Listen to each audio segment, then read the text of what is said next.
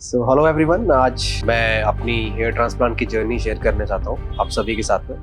मैं आप सबको बताऊंगा कि ट्रांसप्लांट की जर्नी मेरी कहाँ से शुरू हुई, मैंने क्या क्या चीज़ें उससे पहले प्लान की, मेरी प्री ट्रांसप्लांट की जर्नी जिसमें कि हम सारी चीज़ें ये देखते हैं कि कहाँ पे मुझे कौन सा क्लिनिक चूज करना है, मेरा बजट क्या होने वाला है, मुझे ट्रांसप्लांट कब से कब तक कराना है। तो आज मैं सारे के सारे पॉइंट्स को एकदम डिटेल में कवर करने वाला हूँ और मैं आपके सारे questions and queries related to hair transplant मैं सारे A to Z कवर करूंगा। इस वीडियो के बाद आपको कोई भी कंफ्यूजन नहीं रहेगा, कोई भी क्वेरी या कोई भी ऐसा आपको मिथ या मिसकंसेप्शन नहीं रहेगा जिसपे आप लोग क्लियर नहीं होंगे। तो आज हम सारे के सारे वन बाय वन डिटेल में कवर करते हैं सारे points. Let's go for it. तो मेरी ये हेयर ट्रांसप्लांट की जर्नी स्टार्ट हुई थी जब मैं देहरादून में मूव किया था। मैं ऑलमोस्ट 5 से 6 साल पहले देहरादून मूव किया मेरे कॉलेज पर्पस के लिए। और उस टाइम पे मेरे बाल बहुत थिक हुआ करते थे और मुझे बिल्कुल भी ऐसा कोई हेयर फॉल का इशू नहीं लगता था। मुझे मेरे फ्रेंड्स लोग बोलते थे कि मेरा मतलब मैं स्टाइलिंग बहुत अच्छी करता था अपने बालों की और मैं काफ़ी हेयर प्रोडक्ट्स भी यूज़ करता था उस टाइम पे। अब कॉलेज में नया नया होता है तो फर्स्ट सेकंड ईयर में लोगों को लगता है कि ठीक है, we need to look stylish या हमें ज़्यादा एडवांस लेवल की हेयर स्टाइलिंग करनी है, तो मैंने भी वो सारी चीज़ें करी।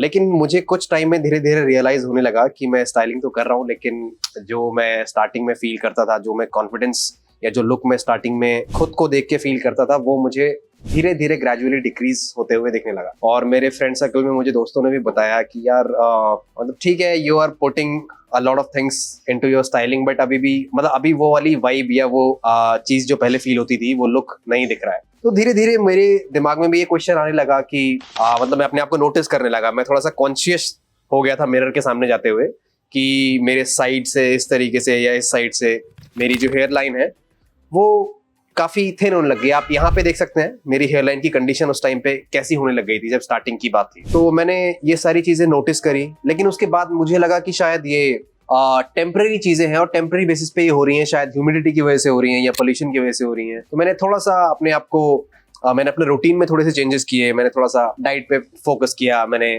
Hair oils hair shampoos use किए। बट मुझे लगता है कि उससे ऐसा कुछ खास मुझे चेंजेस दिखे नहीं। मेरी प्रॉब्लम अभी भी सेम ही थी कि जहां से जो बाल गए थे वो बाल आते हुए नहीं दिख रहे थे।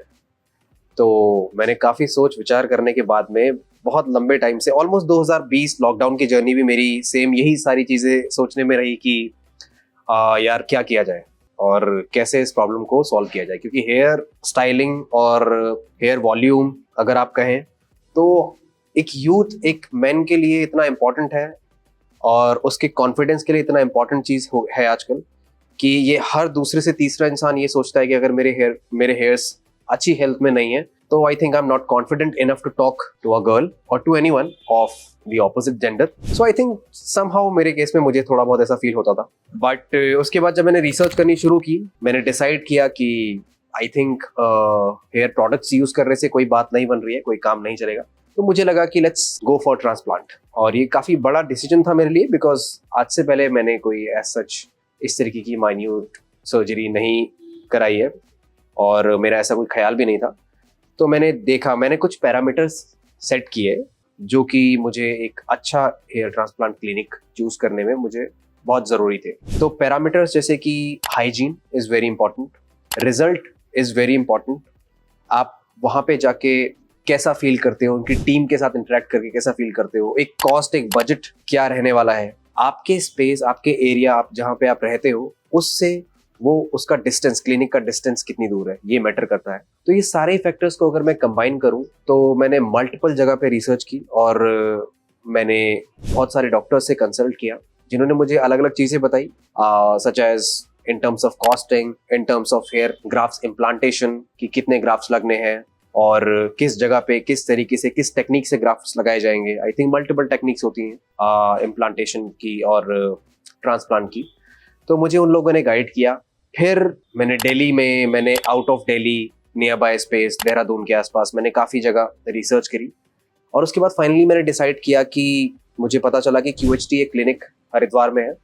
उसके रिव्यूज़ देखे मैंने, उसके टेस्टिमोनियल्स देखे मैंने उनके रिजल्ट्स देखे, उनकी कॉस्टिंग, मैंने उनकी टीम से कॉन्टैक्ट किया। उनकी टीम से मुझे बहुत जल्दी रिस्पॉन्स आया और मेरी क्वेरीज उन्होंने पूरी सुनी और मुझे उन्होंने जो बताया QHT टेक्निक से जो वो ट्रांसप्लांट करते हैं, आई थिंक जो कि उनकी मोस्ट एडवांस टेक्निक है। तो मुझे उसके बारे में जब पता चला, उनकी कॉस्टिंग्स के बारे में मुझे पता चला, उनके प्रोसेस के बारे में, उनकी टीम के बारे में मुझे पता चला, और उनके रिव्यूज जब मैंने देखे तो मुझे समहाउ ऐसा लगा कि I think this is the right place. And मैंने डिसाइड किया कि मैं विद इन 2-3 मंथ्स जो है QHT में जाके अपना ट्रांसप्लांट कराऊंगा।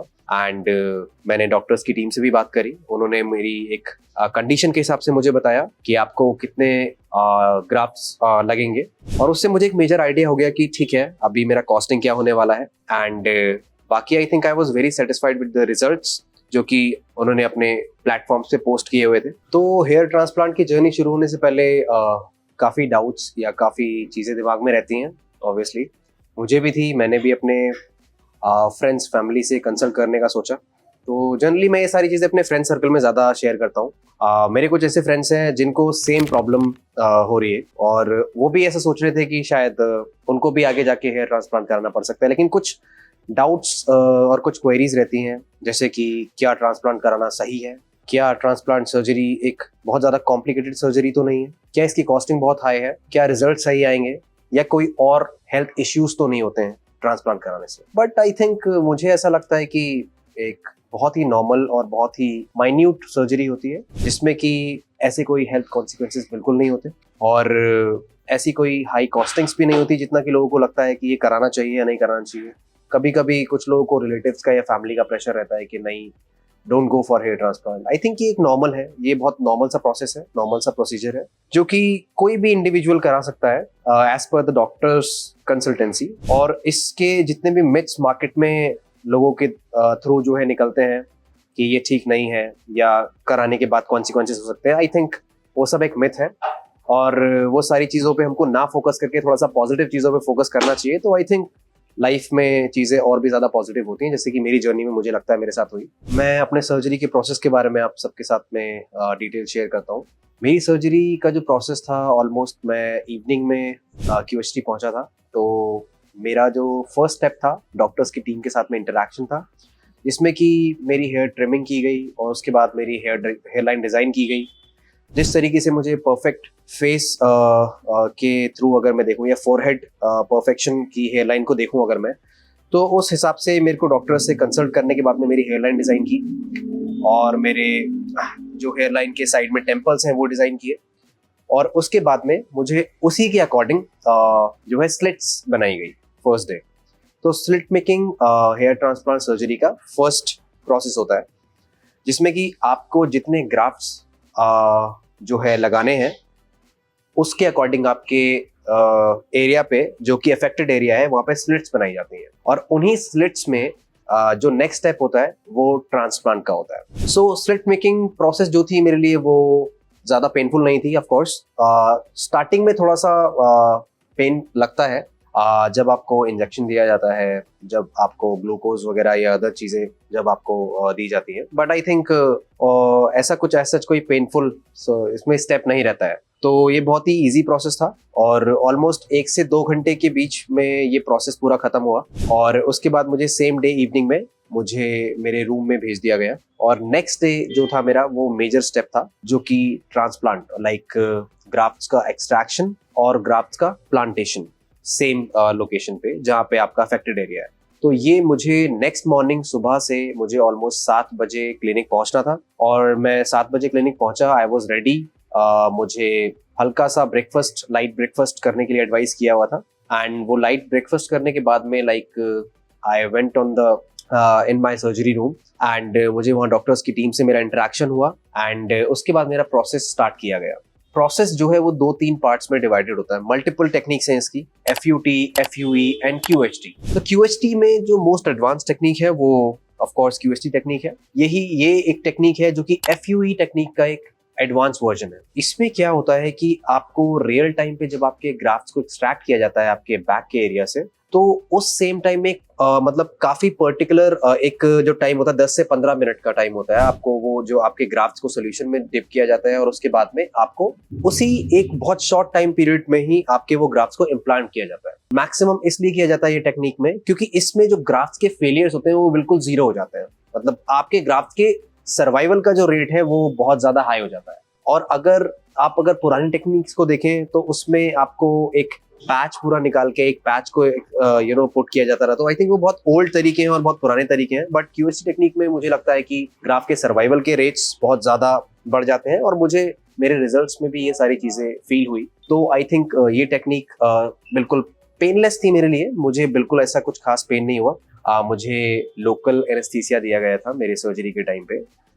जब doctors step by step process को फॉलो कर रहे थे तो वो मुझसे सारी की सारी चीज़ें डिस्कस कर रहे थे कि क्या मुझे पेन तो नहीं हो रहा है, या क्या कोई इरिटेशन तो नहीं हो रही है, या अगर मुझे वॉशरूम ब्रेक्स चाहिए, या अगर मुझे ब्रीदर ब्रेक चाहिए। सो मुझे बीच बीच में सारी चीज़ें डॉक्टर्स की टीम जो है मुझसे सारी की सारी मेरी कंफर्टेबिलिटी के लिए मुझसे सारी की सारी चीज़ें बीच में डिस्कस की जा रही थी। और मेरा प्रोसेस ऑलमोस्ट अगर मैं देखूं तो 10 से 12 घंटे के आसपास चला था। इवनिंग तक, सेम डे इवनिंग तक मेरी सर्जरी पूरी कंप्लीट हुई थी। और सर्जरी के बाद मुझे काफ़ी रिलैक्स फील हुआ, मतलब मुझे ऐसा कुछ पेन नहीं लग रहा था, मुझे ऐसा कुछ फील नहीं हुआ कि जिसमें कि मुझे अनकंफर्टेबिलिटी फील हो। तो I was quite normal after the surgery and I was happy and very very confident after my surgery. After a week after first head wash आप मतलब जनरली अपने नॉर्मल रूटीन में आ सकते हैं और आपको थोड़े से प्रिकॉशंस लेने पड़ते हैं। प्रिकॉशंस लाइक कि अगर आप धूप में निकल रहे हैं तो आपको एक सर्जिकल कैप यूज करनी होती है। आप थोड़े से पोल्यूशन वाले एरिया से बचें। आप डायरेक्ट हेलमेट नहीं पहन सकते ताकि आपके ग्राफ्ट्स की जो पोजीशन है वो अफेक्ट ना हो। डॉक्टर्स की टीम हमें रिकमेंड करती है, क्यूएसटी की टीम, कि आप हेलमेट ऑलमोस्ट 30 to 40 डेज के बाद ही लगाएं आफ्टर योर सर्जरी। और जो सर्जिकल कैप है वो सर्जिकल कैप आप जब भी बाहर निकलें, आप बाइक पे या अगर कहीं भी निकलें तो आप उसको अप्लाई करके ही निकलें। सो ये बहुत इंपॉर्टेंट चीज़ें होती हैं। हाँ, इस टाइम पीरियड में आपको थोड़ी सी कभी कभी इचिंग फील हो सकती है आपके बैक एरिया पे, जो कि मुझे भी ऑफ कोर्स हुई थी। तो इसके लिए आपको रिकमेंड करते हैं that do not eat more oily food. Please try to avoid junk food, try to avoid oily food, just eat healthy and home cooked food, so it reduce the chances of itching and other issues which used to happens in this particular time period. उसके बाद अगर आप next step पे जाएं तो आपका first head wash के बाद आफ्टर अ मंथ आपका फर्स्ट पीआरपी सेशन होता है। अब मैं थोड़ा सा आपको पीआरपी के बारे में बताऊंगा कि ये पीआरपी क्यों जरूरी है। पीआरपी एक प्रोसेस है जो कि अगर आप इसको एक टाइम पीरियड पे आके अगर आप इस ट्रीटमेंट को लेते हैं तो आपके रिजल्ट को एनहांस करने में पीआरपी का बहुत बड़ा रोल प्ले होता है। एंड इसमें आपका कुछ अमाउंट ऑफ ब्लड यूज किया जाता है, उसको देन मिक्स किया जाता है with some nutrients and other things, and उसको फिर आपके हेड के एरिया में इंजेक्ट किया जाता है। मैंने भी आई थिंक जब मेरा फर्स्ट पीआरपी सेशन का जो मेरा एक्सपीरियंस है वो मैं आपके साथ में थोड़ा सा शेयर करना चाहता हूँ। तो इस टाइम पे आई थिंक मेरा 20 ml ब्लड लिया था एंड उसके बाद उस सोल्यूशन को किसी प्रोसेस के थ्रू कंटिन्यू करके उसको मेरे हेड के एरिया पे, जिस जगह पे मुझे ट्रांसप्लांट हुआ था उस जगह पे इंजेक्ट किया था। थोड़ा सा मतलब बहुत माइन्यूट सा पेन लगता है, इतना ज्यादा नहीं, इट इज बेयरेबल एंड 5 मिनट लगते हैं मुश्किल से। 5 मिनट में ये पूरा सेशन खत्म हो जाता है। हाँ, एक चीज आई रिमेम्बर वन थिंग, आपका एक इस टाइम पे श्रेडिंग फेज चल रहा होता है। तो जनरली लोग ट्रांसप्लांट के बाद सोचते हैं कि उनके जो बाल लगाए थे वो बाल अभी धीरे धीरे गिरते हुए दिखाई देते हैं। तो लोग थोड़े से कॉन्शियस हो जाते हैं, थोड़े से टेंस्ड हो जाते हैं इस चीज़ को लेके कि मेरा ट्रांसप्लांट खराब हो गया क्या मेरे बाल जो लगाए थे वो ठीक से नहीं लगे। तो ये कुछ मिथ होते हैं जो लोगों के दिमाग में, या कुछ कन्फ्यूजन्स होते हैं जो लोगों के दिमाग में आते हैं। और ये मेरे दिमाग में, मैं सच बताऊं तो नहीं आए थे, क्योंकि मुझे ऑलरेडी डॉक्टर्स की टीम ने, क्यूएसटी की टीम ने गाइड किया था कि ये एक पार्ट ऑफ द प्रोसेस है और ये नॉर्मल है और ये हर ट्रांसप्लांटेड जर्नी में होता ही होता है। तो I was very normal and chilled and relaxed, क्योंकि मुझे पता था कि 2 से 3 महीने का जो टाइम पीरियड होता है वो आपका श्रेडिंग फेज कहलाता है। और फर्स्ट मंथ से ही आपको ये स्टार्ट हो जाता है, आफ्टर 2 to 3 वीक से आपको ये स्टार्ट हो जाता है। एंड उसके बाद आपके पीआरपी सेशंस चलते हैं। आपको फर्स्ट पीआरपी सेशन के थ्रू ही आपको मेडिसिन दी जाती हैं। Coming to medicine, I tell you मुझे क्या क्या मेडिसिन क्यूएसटी ने प्रिस्क्राइब की थी। One is finasteride, one is minoxidil, the other one is advanced hair serum, and one hair shampoo for dandruff control, and उसके बाद एक मल्टीविटामिन। तो ये कुछ मेडिसिन्स जो है मुझे QHT की तरफ से मिली थी। एंड इसको मैंने 1 मंथ जब कंटिन्यू किया तो मुझे अपने मतलब मुझे थोड़ी थोड़ी सी जो चेंजेस हैं वो मुझे आते हुए दिखाई देने शुरू हुए। जब मैंने मिनॉक्सिडिल यूज़ किया, मैंने सीरम यूज़ किया, तो आई वाज मतलब फर्स्ट मंथ फिर भी मुझे दिख रहा था कि जो श्रेडिंग फेज है वो और तेज़ी से बढ़ रहा है। एंड उसके बाद 2nd to 3rd मंथ, मतलब मेरे हर मंथ PRP के लिए मैं अभी भी QHT आता हूँ। मैं जब 1st से 2nd मंथ आया, 2nd से 3rd मंथ आया, उसके बाद 3rd मंथ से मुझे थोड़े थोड़े रिजल्ट्स दिखना शुरू हुए। मेरी जो श्रेडेड हेयर्स थे वहाँ पे मेरे न्यू हेयर्स दोबारा से आने लगे। एंड मैंने सारे जो प्रिकॉशंस मुझे बताए थे, मैंने वो सारे प्रिकॉशंस लिए। मैंने टाइम टू टाइम मेडिसिन ली, मैंने serums time to time use किए। सो अब डिस्कस करते हैं कि जो आपके डिज़ायर्ड रिजल्ट्स हैं वो कब से आते हैं। अभी 3 मंथ्स ऑलरेडी कंप्लीट हो गए हैं, श्रेडिंग फेज ख़त्म हो गया है, आपके PRP सेशन स्टार्ट हो गए हैं, आपकी मेडिसिन स्टार्ट हो गई हैं, मिनॉक्सिडिल चल रहा है एंड हेयर सीरम चल रहे हैं। तो अब रिजल्ट्स कब से आना शुरू होते हैं? तो मेरे केस में अगर मैं बताऊं तो मुझे ऑलमोस्ट 3rd मंथ के बाद से 4th मंथ जैसे मेरा स्टार्ट हुआ, तब से मुझे न्यू हेयर लाइन दिखनी शुरू हो गई थी। जो मेरी इम्प्लांटेड आई कैन से और एडवांस और new hairline, updated hairline है, वो मुझे दिखनी शुरू हो गई थी। वो आप यहाँ पे देख सकते हैं। और अगर आप देखें मेरा पुराना, जिस तरीके से मैं अगर आपको कंपेयर करूं, तो वो भी आप इस जगह पे देख सकते हैं कि पुराने टाइम पे मेरा ट्रांसप्लांट से पहले का जो टाइम था, उस टाइम पे वो, अगर आपको मेरा हेयर लाइन देखना चाहें और अगर आपको देखना है तो आप वो यहाँ पे देखें, और नया वाला हेयर लाइन भी आप अभी देख सकते हैं कि किस तरीके से मेरी कंडीशन है। अब ट्रांसप्लांट के बाद में मेरे कॉन्फिडेंस में क्या चेंजेस आए, मेरी रियल लाइफ स्टाइल में क्या चेंजेस आए, ये मैं आपको कुछ एग्जांपल्स बताता हूँ। सपोज जैसे पहले मैं थोड़ा सा ज़्यादा इमेज कॉन्शियस रहता था। जब मैं किसी पार्टी में जा रहा हूँ या मैं किसी फंक्शन में जा रहा हूँ, तो मैं बार बार अपने हेयर को करेक्ट करना एंड यहाँ से ऐसे करना, बिकॉज हेयर लाइन थोड़ी पीछे थी तो उसको आगे छुपाना, ये सारी चीज़ें मेरा एक पार्ट ऑफ रूटीन हो गई थी। लेकिन अभी आई थिंक मुझे ये सारी चीज़ें करने की ज़रूरत नहीं है, क्योंकि मुझे अपना वो एरिया छुपाने की ज़रूरत नहीं है जो कि पहले लेस डेंस था। अभी वो एकदम परफेक्टली डेंस है और वहाँ पे बहुत अच्छा वॉल्यूम है, बहुत अच्छी हेयर लाइन है, एकदम परफेक्ट शेप में दिखाई देती है। दूसरा, अगर एग्जांपल की मैं बात करूँ तो of course clicking the pictures. तो जब मैं वीडियो शूट्स या अगर पिक्चर्स क्लिक कराता था तो मुझे लगता था कि ज़्यादा लाइट की फोकस की वजह से वो जो पैच एरियाज है वो ज़्यादा दिखता है ऑफ कोर्स।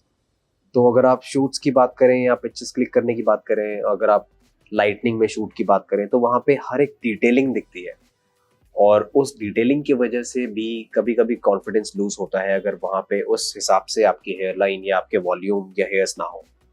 तो अब वो इश्यूज़ को मैं टाटा बाय बाय कर चुका हूँ और अब मुझे ऐसी कोई इश्यूज़ या ऐसी कोई इनसिक्योरिटी फील नहीं होती है कोई भी फ़ोटो शूट कराने में या पिक्चर्स क्लिक कराने में। तो मेरी जर्नी की बात करूँ तो I am very confident and very happy and very positive about my decision for QHT। So guys, देर किस बात की है, ज़्यादा वेट मत कीजिए, QHT की टीम के पास आइए एंड अपनी प्रॉब्लम्स को शेयर कीजिए एंड सॉल्यूशन पाइए। हरिद्वार, देवभूमि, उत्तराखंड, यहाँ घूमने के लिए भी बहुत सारी जगह है, पहाड़, नदियाँ, वाटरफॉल्स और झरने। तो जंगल सफारी भी कर सकते हैं यहाँ पे और वाइल्ड लाइफ का एक अलग ही एक्सपीरियंस है, नेचर का एक अलग ही एक्सपीरियंस है। सो ज़रा देर ना करते हुए let's do it. Thank you.